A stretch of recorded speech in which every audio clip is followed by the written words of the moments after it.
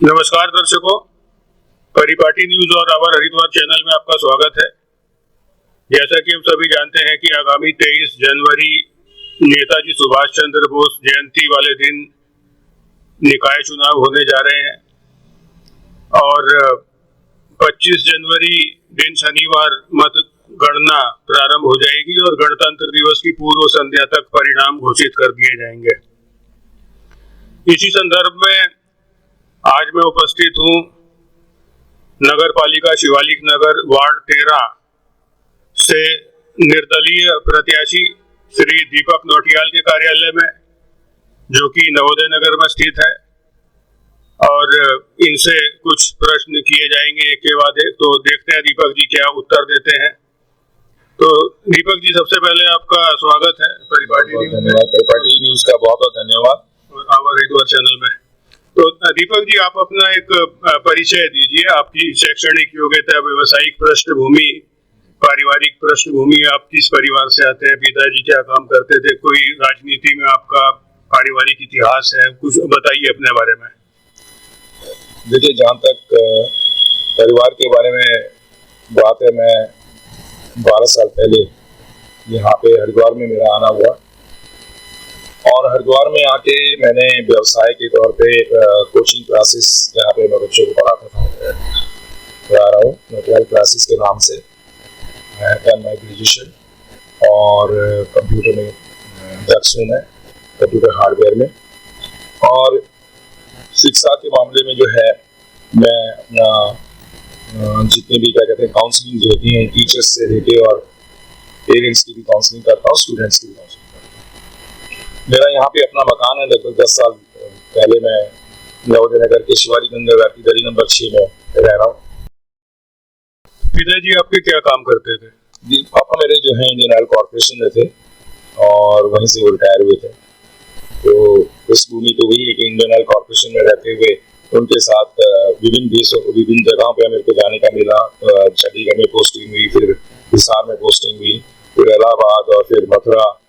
तो विभिन्न जगह से, मतलब मेरा जो समावेश जिसे बोलेंगे आप, मैं पंजाबी जी भी गल कर सकता, हरियाणा ढेठ हरियाणवी भी बोल सकता हूँ और मथुरा भाषा भी बोल सकता हूँ। और ये मेरे को सौभाग्य है मेरे को कि मतलब मैं ऐसे डिफरेंट कल्चर में भी रहा और वो कल्चर मेरे में रस बस गया।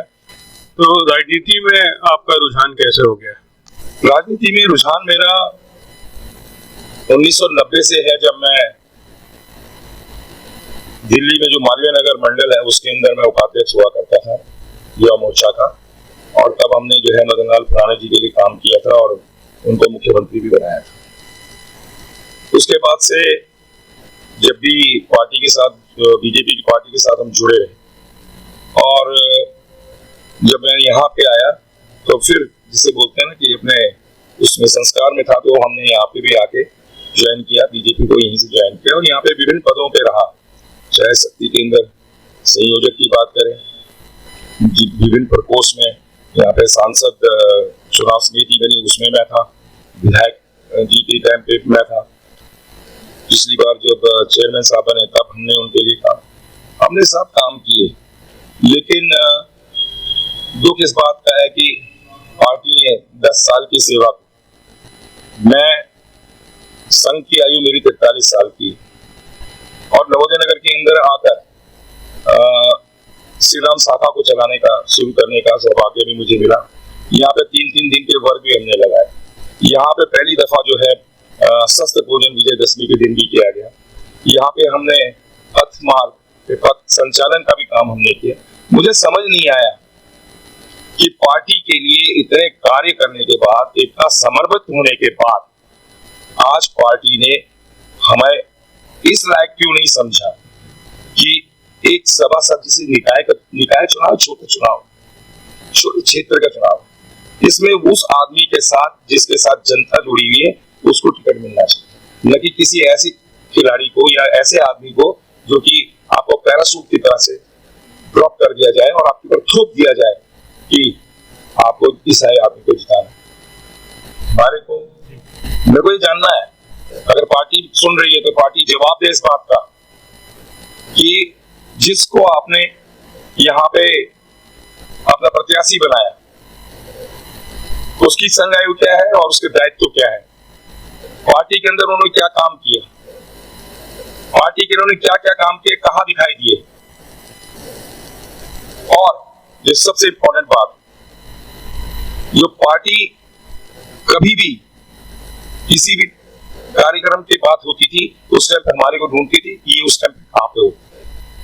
जो पीछे इस क्षेत्र से सभासद रहे हैं वो भी भारतीय जनता पार्टी के थे, तो उनके कार्यों के बारे में 2018 से 2023 आप क्या कहना चाहेंगे? क्या उन्होंने विकास कार्य करवाए और कौन सी कमियों को दूर किया? 5 वर्ष में उन्होंने क्या किया? देखिए सर, पिछली बार भी यही हुआ, टिकट की दावेदारी मेरी थी लेकिन उनको दिया गया। उस टाइम पे मेरे को समझ में आता है, उस टाइम पे समझ में आता है कि वो सीनियर है, चलिए मान लिया। और जहां तक उनकी बात करेंगे, पार्टी ने टिकट उनको दिया, जिताया भी, लेकिन क्या हुआ, ये 6 साल हो गए, 5 साल हुआ और 1 साल एक्सटेंशन में गया। इस 6 साल में आप उनका एक काम गिरा दीजिए ना, एक काम गिरा दीजिए जो नगर पालिका के हैसियत से, जिस हैसियत से उनको सभासद बना के भेजा गया, उन्होंने क्या काम किया। जो किसी बात का तो है कि पार्टी एक बार गलती कर सकती है, बार बार पार्टी कैसे गलती कर सकती है, इस बार गलती कैसे करेगी। और मैं पुनः बता रहा हूं, ये जो नेग्लेक्ट किया गया एक भारतीय जनता पार्टी के सच्चे सिपाही, मैं सच्चा सिपाही था, आज की डेट में आपने मुझे इसके लायक नहीं समझा, तो पूरी पब्लिक, वार्ड 13 की पूरी पब्लिक ने ये समझ लिया कि आपने हमारी बेइज्जती की है और उसका जवाब आपको मिलने वाला है। मैं बोल सकता हूं कि प्रचंड जीत के साथ ये नवोदय नगर की वार्ड 13 की जनता आपको जवाब देगी।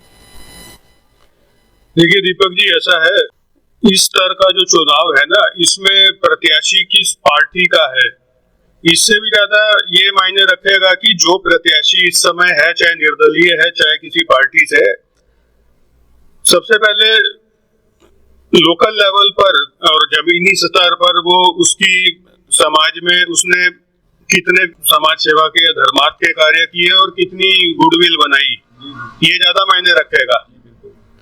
देखो ऐसा होता है कि अब माना कि नरेंद्र मोदी 11 साल से केंद्र सरकार में और देश के प्रधानमंत्री हैं और तीसरी बार चुने गए पिछले वर्ष, और अब हुआ क्या कि उनका प्रभाव की वजह से उधर उत्तर प्रदेश में योगी आदित्यनाथ, तो इस स्तर पे जब शुरुआती दौर में यहाँ चुनाव हुए तो उनका एक कहीं था कि भाई मोदी की पार्टी है या योगी की पार्टी है। इस आधार पर इसको ध्यान में रखते हुए भाजपा के प्रत्याशी पिछले चुनावों में जीते होंगे, इसमें कोई दो राय नहीं है, और लेकिन अंततः काम बोलता है। और इस समय आज की अगर हम बात करें, आज जनता को भी रहते हुए समय हो गया है और जनता समझदार है और जनता को पता है कि किसने काम कराया किसने नहीं कराया, और कोई प्रत्याशी किस पार्टी का है या निर्दलीय है उससे भी ज्यादा ये मायने रखेगा कि जो प्रत्याशी है उसका अपने क्षेत्र में कितना प्रभाव है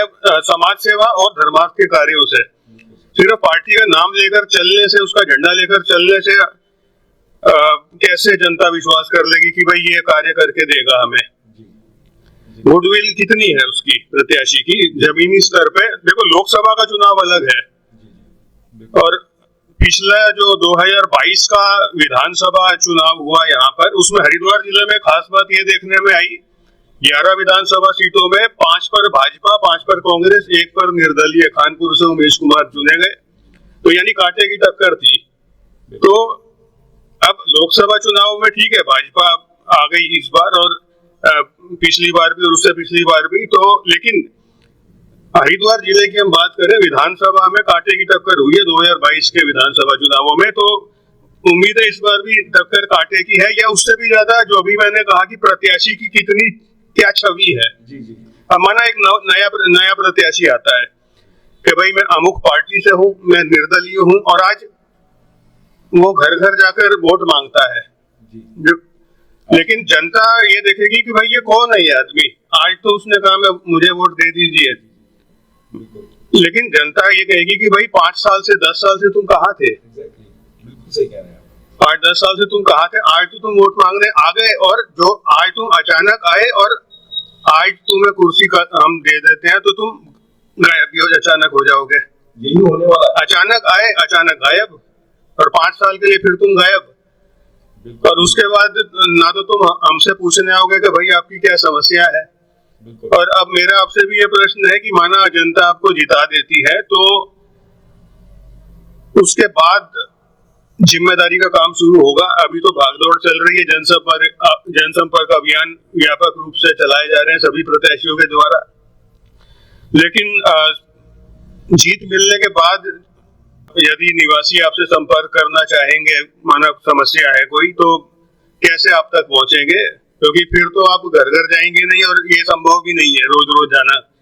लेकिन अब टेक्नोलॉजी का जमाना है तो कोई आप वेबसाइट बनाएंगे, कोई टोल फ्री नंबर जारी करेंगे और कोई अपना प्रतिनिधि बिठाएंगे जो शिकायतें नोट करेगा। कुछ ऐसा करने का विचार है आपका?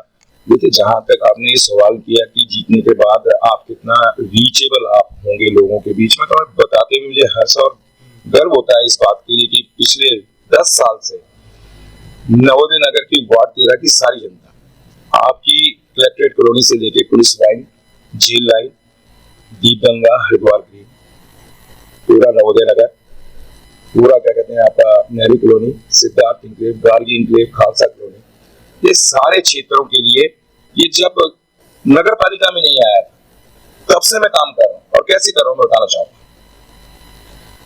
जब नगर पालिका बन रही थी यहाँ पे 2014 में ये नगर पालिका बनी और आज इसको 10 साल हो गए।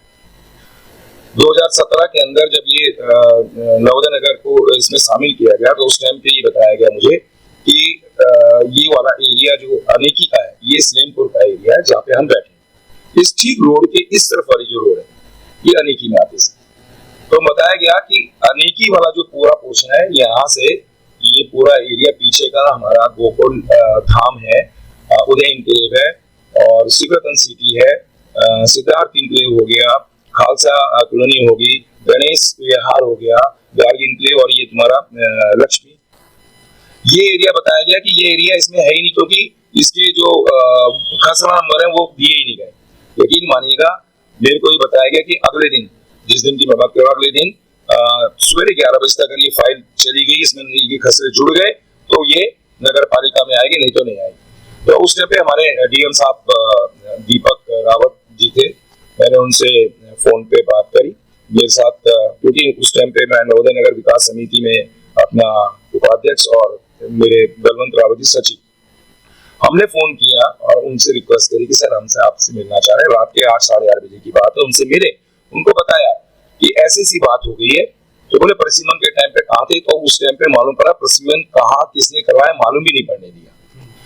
तो हमने उनको ये बोला कि अगर रोड के एक तरफ गांव और एक तरफ नगर पालिका यानी शहर वाली बात होगी तो एक तरफ गंदगी दिख रही होगी या वहां पे वो आने वाले टाइम में, आने वाले 10-12 साल में जो भी मतलब डेवलपमेंट के काम होंगे एक तरफ हो रहे होंगे, एक तरफ नहीं हो रहे होंगे। तो वो ऐसा प्रोग्रेस किस बात का कि एक परिवार के बीच में 2 फाड़ कर दिए जाए और एक को बोल दिया जाए आप शहरी हो और एक को बोल दिया जाए कि आप तो नगरी हो। तो मैंने कहा या तो इसको भी शहरी मत करो, नगरी मत करिए, शहरी कर दीजिए इसको, या फिर ये जो एरिया बच गया है इसको भी आप नगर पालिका में लेके आइए। तो उन्होंने मेरे को बोला कि आप खसरे का इंतजाम करिए, खसरे कितने हैं, कितना एरिया है उसको करिए।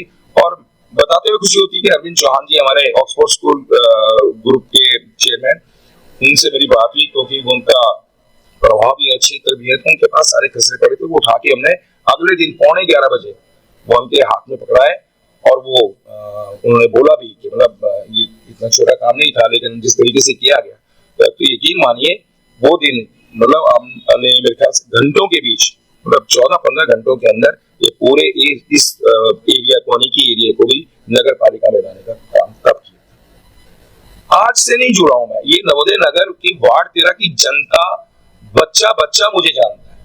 मैं रोड पे निकलता, कोरोना काल हुआ, कोरोना काल के अंदर जितने भी प्रत्याशी, मैं कह सकता हूं कि जितने भी प्रत्याशी हैं उस टाइम पे कोरोना काल में वो अपने घरों के अंदर थे, अपनी जान बचा रहे थे। और मैं और मेरी पूरी टीम नवोदय नगर के चौक पे खड़े होके 600 भोजन सवेरे और 600 भोजन शाम की व्यवस्था हमने करी। 500 भोजन हमने सूखे राशन के बांटे, हर मंदिर तक हमने राशन पहुंचाया। जहां कोरोना काल खत्म हुआ, कोरोना काल खत्म होने के बाद जब टीकाकरण की बारी आई तो सीएमओ ऑफिस में जाके लड़ाई लड़ी, क्योंकि आईएमसी चौक में जो आपका गवर्नमेंट स्कूल ऑफ नर्सिंग है उसमें 600-700 टीके लगते थे पर डे के, और जितने भी स्कूल में काम करने वाले जितने भी लेबर या कार्मिक है उनको ये बोला गया था उनके मालिकों द्वारा कि जब तक आपको टीका नहीं लगेगा आप अंदर नहीं आ सकते। उस भूखे मारने की सिचुएशन में हमने सीएम ऑफिस में जाके लड़ाई लड़ी, पत्रकारों को ले जाके बैठा उनके सामने। मैंने कहा ऐसा नहीं चलेगा, मेरे नवोदय नगर वार्ड 13 के लिए मेरे लिए अलग से व्यवस्था करनी होगी आपको, क्योंकि इतनी भीड़ के अंदर, क्योंकि वहां पे 4 बजे रात से ही बज जाते थे तो वो दिक्कत हो रही थी।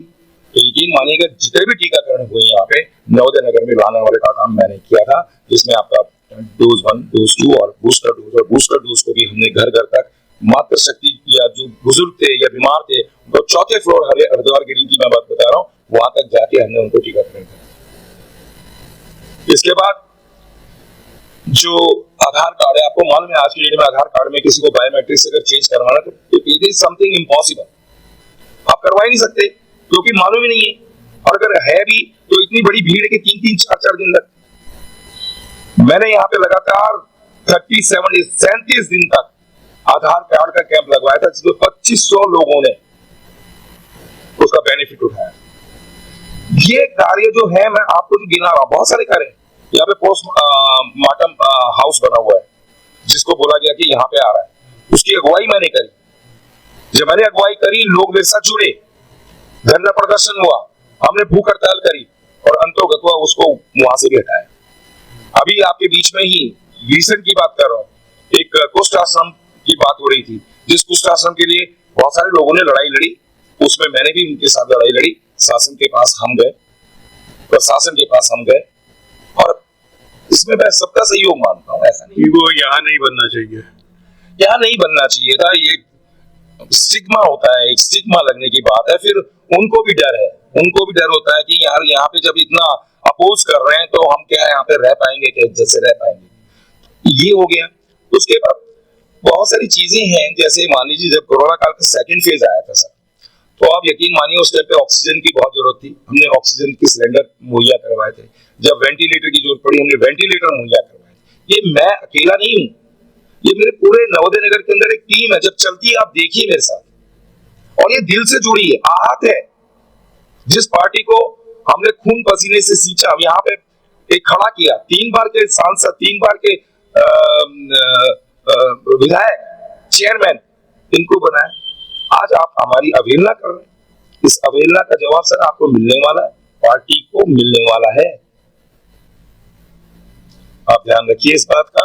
और रोष जो है वो निकल के छलक के ये धरातल पे दिखाई दे रहा है। ये जो मातृशक्ति एकजुट होके खड़ी हुई है, और जितने भाई बंधु एकजुट होके खड़े होके ये दीपक नौटियाल का साथ दे रहे हैं, वो हर आदमी वो ये सोच रहा है कि ये दीपक नौटियाल चुनाव नहीं लड़ रहा, वो खुद चुनाव लड़ रहा है दीपक नौटियाल बनके। अभी मैं आपसे यही कहूंगा कि देखो, कोई भी राजनेता होता है, उस राजनेता के लिए चाहे वो कर्तव्यनिष्ठ है या नहीं है, ईमानदार है या नहीं है, उसके लिए अपना आप सबसे पहला होता है, पार्टी दूसरे नंबर पे। क्योंकि आप ये देखो ना, कितने दल बदलू नेता होते हैं, और बड़े बड़े, नाम नहीं लूंगा मैं, बड़े बड़े, जब मोदी सत्ता में आए तो कई नेता, बड़े बड़े राजनेता अपनी पार्टी छोड़ के बीजेपी में आ गए, और बड़े बड़े प्रतिष्ठित नेता। क्या आवश्यकता थी? क्या इसका मतलब उनमें कॉन्फिडेंस नहीं था?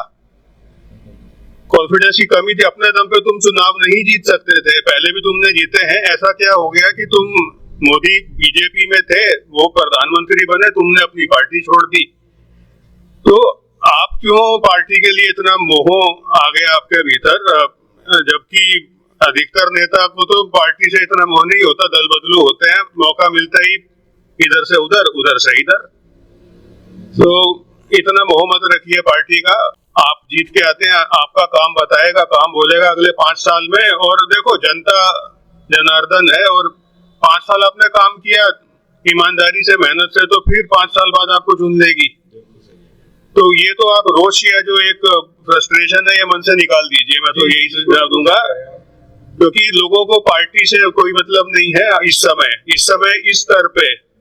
निकाय स्तर पे लोग आदमी देखेंगे पहले, क्योंकि वो तो देख लिया उन्होंने पिछले 5 साल में 18 से 23 के बीच में कि जो पार्टी वाले थे उन्होंने क्या किया। तो अब ये बताइए कि सभासद के कार्य क्या होते हैं? देखिए, सभासद के कार्य मैं गिनाऊंगा और उसके साथ सभासद के साथ साथ एक आदमी जो है व्यवहारिक और सामाजिक भी होता है।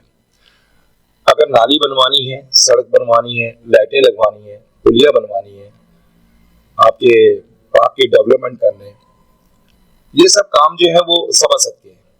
लेकिन किसी की गाय मर गई, किसी के घर पे सांप आ गया, उसको ये काम मैंने किए सर, ये काम मैंने किए हैं और मेरे को कहीं ना कहीं जनता जो है इसी बात से कनेक्ट भी करती है।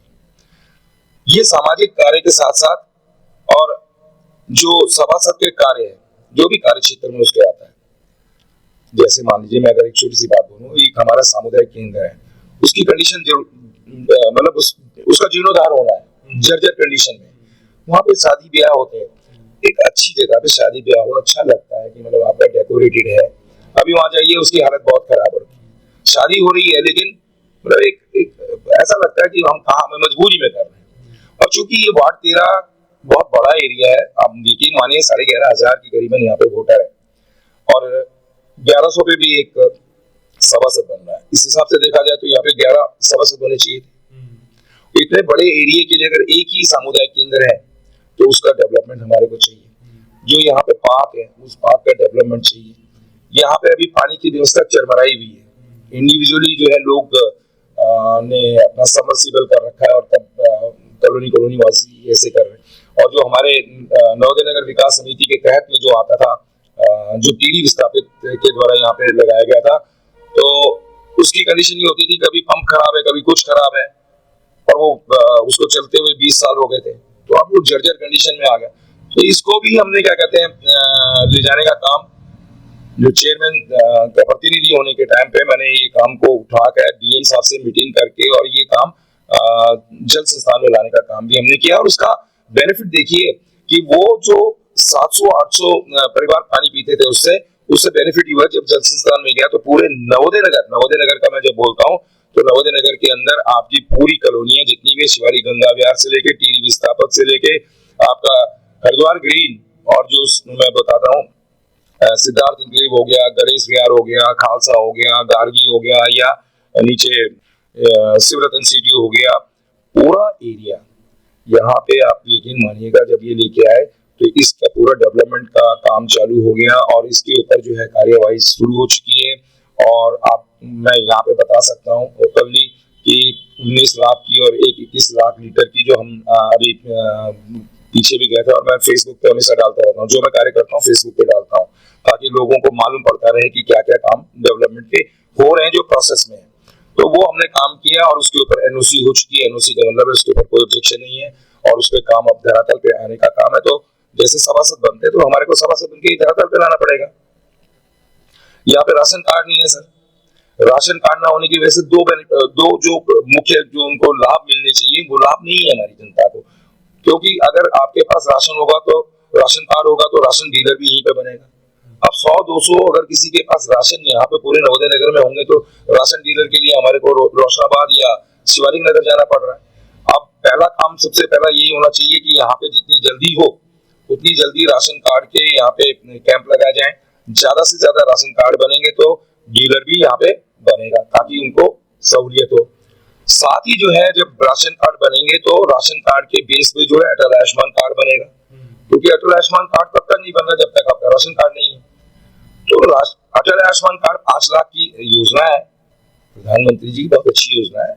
हम उस हर काम की तारीफ करेंगे जो अच्छे हैं, और जिसने भी डेवलपमेंट के काम किए, मैं हमेशा बोलता हूँ जो भी डेवलपमेंट के काम करे, जो आपके बीच में रहता हो, जो आपके दुख दर्द को मानता हो, जानता हो, रात के 12 बजे खड़ा है, आपको एक्सेसिबल है। मैं इतना कॉन्फिडेंस से बोल सकता हूँ कि पूरे नवोदय नगर के अंदर लगभग 40 से 50% लोगों के पास मेरा नंबर है, और उनके पास कोई तकलीफ होती है, उनको कोई भी प्रॉब्लम होती है, सबसे पहले वो मेरे को फोन करते हैं और मैं फोन उठाता हूँ। एक दूसरा अगर मैं कभी नहीं उठा पाया तो कॉल बैक करता हूँ, ये मेरी आदत है। और मैं उस लेवल तक, अगर वो मेरे लेवल का होगा मैं करूंगा, मेरे लेवल का नहीं होगा, जिसके लेवल का होगा उसके पास जाऊंगा। ये नहीं है कि मैं मना कर दूंगा, मेरी प्रयास तब तक रहती है। मैं एक छोटा सा एग्जांपल देता हूँ सर, कोरोना काल के अंदर 30 नेपाली देहरादून से आते वक्त उनको कोरोना पॉजिटिव पाया गया। उनको यहाँ पे आईएमसी चौक में गवर्नमेंट स्कूल ऑफ नर्सिंग में 14 दिन के क्वारंटाइन के लिए रखा गया। उसी टाइम पे नेपाल और हिंदुस्तान के बीच में जो काली गंगा बहती है उसमें कोई डिस्प्यूट का मामला बना था और 14 दिन के बाद क्वारंटाइन के बाद उनको छोड़ा नहीं जा रहा था क्योंकि वो लेने को तैयार नहीं थे, जो बताया गया। आप यकीन मानना, उनको 2 महीने यहाँ पे रखा और उनकी पोजीशन ये हो गई थी जैसे जेल में बंद हो, क्योंकि बंद करके रखते थे उनको। और एक दिन जब मेरे को मालूम पड़ा, ठीक जब 60 दिन की बात हुई, 2 महीने हो गए उनको, तो मेरे को मालूम पड़ा कि क्या कहते हैं ऐसे, क्योंकि मैं एसपीओ भी रहता हूँ, स्पेशल पुलिस ऑफिसर की ड्यूटी भी मैं पुलिस वालों के साथ निभाता हूँ।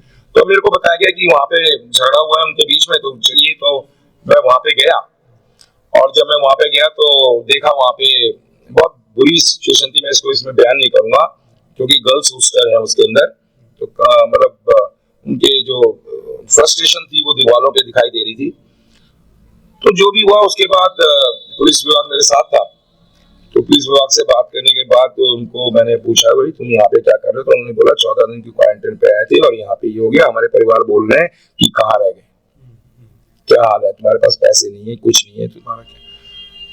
तो उसका इनिशिएटिव लिया मैंने। अगले दिन, ये रात की बात है, 11 बजे मैं वापस आया। अगले दिन मेरे दिमाग में आया, मैंने 11 बजे से हमारे तरफ सी रविशंकर जी हमारे डीएम थे, मैंने उनको फोन लगाना चालू किया और मेरे ख्याल 15-16 फोन मैंने कॉल किए और रिंग की, नहीं उठाया गया। तो फिर मैं भी थोड़ा फ्रस्ट्रेट हो गया। लेकिन उसी टाइम पे यहाँ पे पटवारी जी थी, सैनी, मिसेस सैनी थी, और यहाँ पे बैरिकेडिंग करनी थी हमारे को। शिवरत्न सिटी में बहुत सारे केसेस आए थे। तो रात को शाम के टाइम पे 4 बजे करीबन मेरे को फोन आता है डीएम साहब के कार्यालय से कि क्या बात है, आपने फोन किया था? मैंने कहा जी मैं मिलना चाह रहा हूँ उनको और कुछ इंपॉर्टेंट इश्यू है जो मैं उनके सामने रखना चाह रहा हूँ। तो बोले आप हमारे को बताइए, तो करेंगे, बात बताएंगे उनको, तो अगर जरूरत लगेगी तो ही करेंगे। तो मैं ठीक है, ऐसा मैंने कहा 30 नेपालियों को यहाँ पे क्वारंटाइन के लिए 14 दिन के लिए रखा था, आज 30 दिन हो गए और कल लड़ाई हुई। आप एसओ साहब से, पुलिस थाने से, क्या कहते हैं, एसओ साहब से रिपोर्ट लीजिए तो आपको मालूम पड़ेगा कल क्या हुआ।